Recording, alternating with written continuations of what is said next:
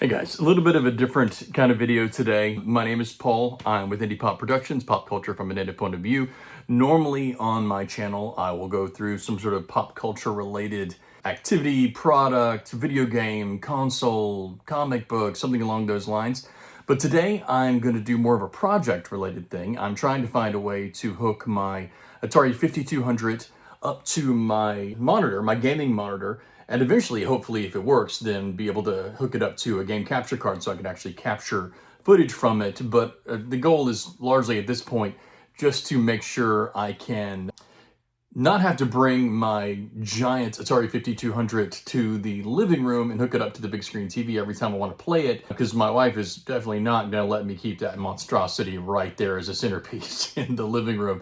So I'm trying to set it up in my office next to my computer, hook it up to the gaming monitor, so when I'm in the mood to play some 5200, I can just turn it on and give it a play. The problem with the 5200 and any old video game console is that they weren't HDMI, they weren't USB, they were using things like coaxial, RF, things along those lines.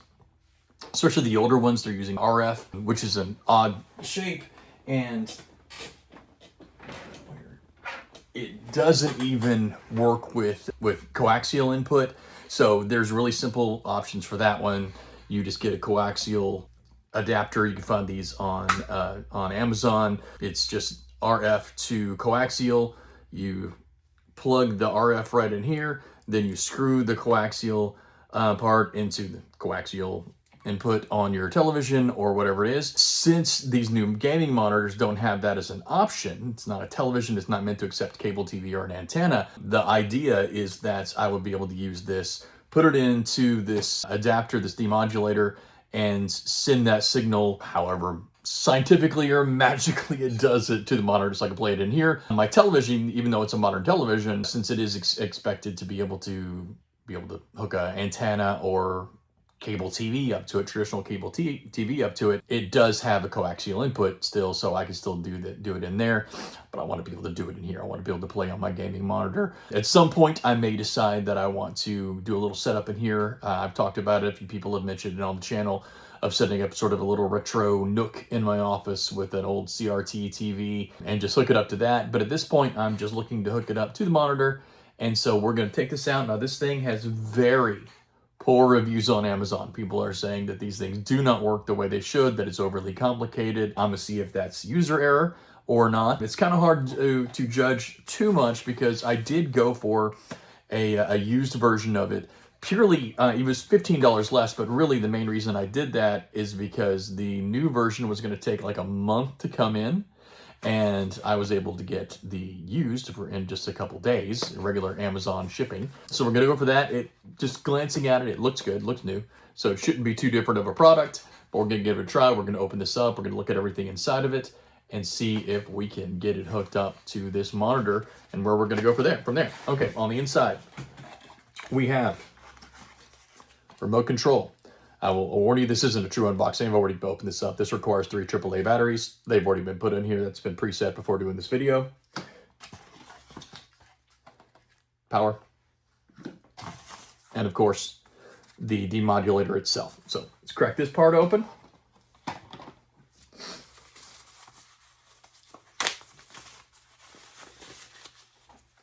Very simple little device. Just says RF to HDMI. Has the coaxial port right there, and it's got a couple. It's got a power, HDMI. Also has USB. I'm not sure exactly what the USB is for. For my purposes today, we're not going to really worry about that. We're just going to see if we can get this thing to work with the coaxial to HDMI. So I've moved the 5200 monster of a console over here. Now we're going to just get that hooked up with power.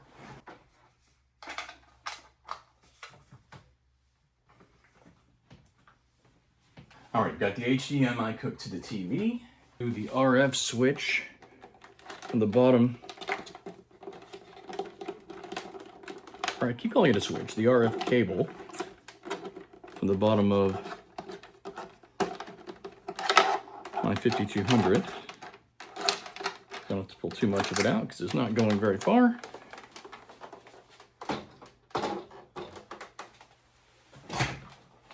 Well, at least we're getting a little blue, so apparently it's sending some kind of signal in there already. We're going to screw the coaxial adapter here. Then plug the RF in. I'm going to go ahead and plug in, fingers crossed. Those of you that watched my last video know how janky my the Atari 5200 controllers that actually came with the device were. So I went on eBay and I ordered a replacement set that had been refurbished. Gonna hopefully get a better response from my new one.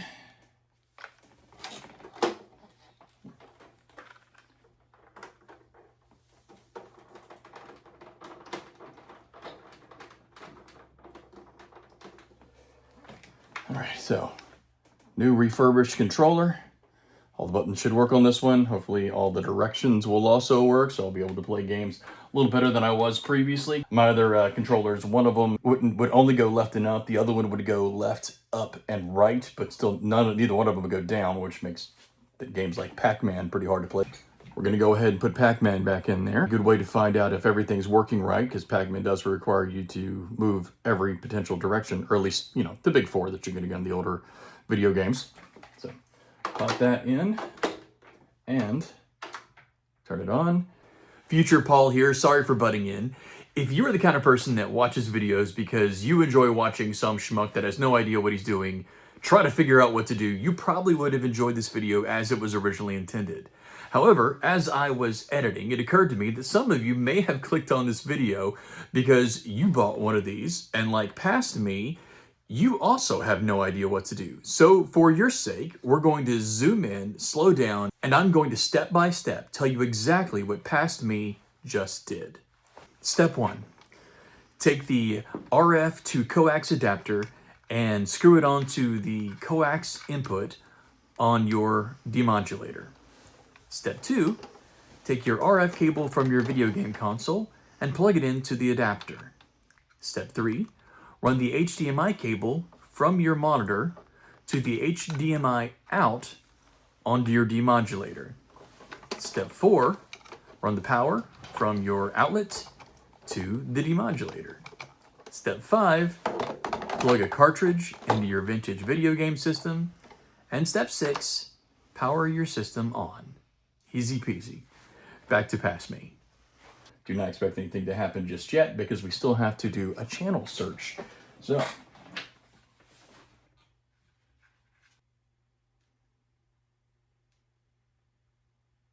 okay, there we go.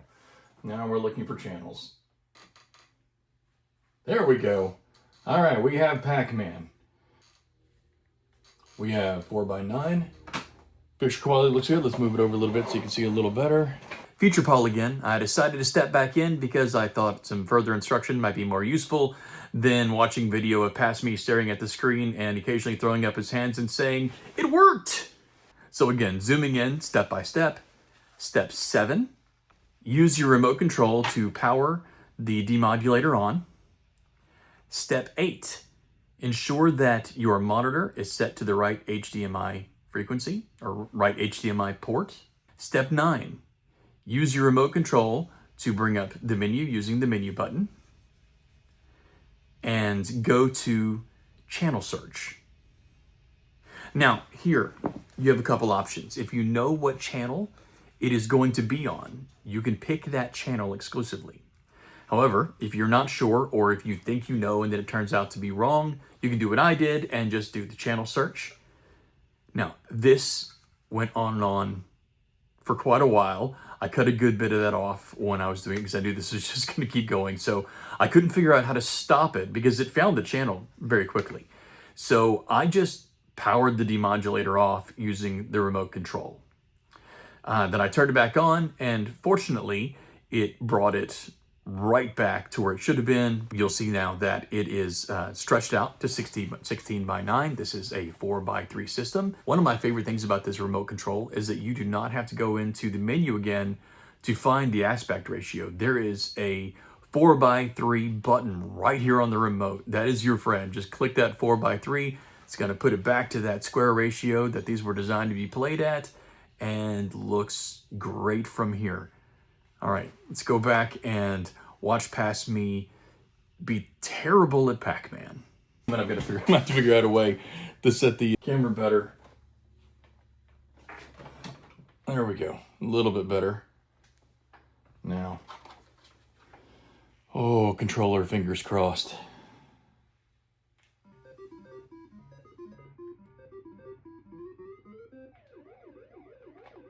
Oh, all directions. At least when I died, it was my fault. I'll take some getting used to it using this controller, but it does work.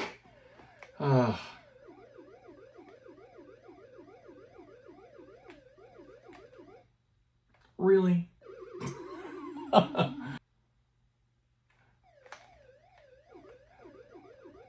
Oh, this is awesome. I'm terrible at it, but it's awesome.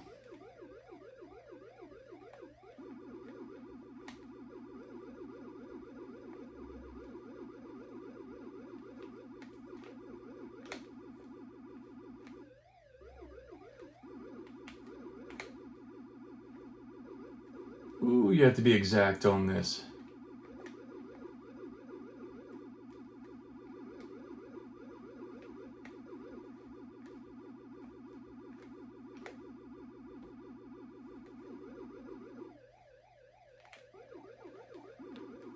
And terrible, but I got one down.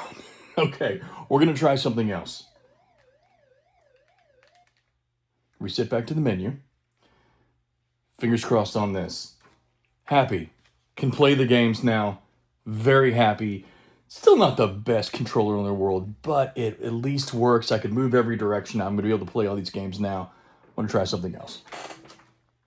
My wife is going to be thrilled. I'm not constantly bringing this monstrosity into the living room. But I want to take that controller out. And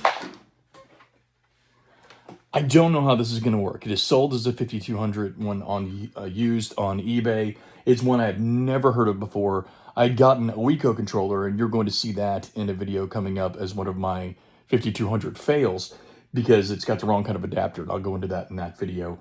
This one has the same buttons. It's got just 2 buttons, and it's got a traditional, more what you're going to see like on a computer, really, joystick. One of those old computers with the firing button on top. A little odd. It doesn't feel like it was made for hands the size of mine. But it doesn't have a start button, a select button, a reset button, pause button. I'm not sure how I'm going to be able to make everything start with this. But it does have the right size input. It is a 15 pin instead of a 9 pin.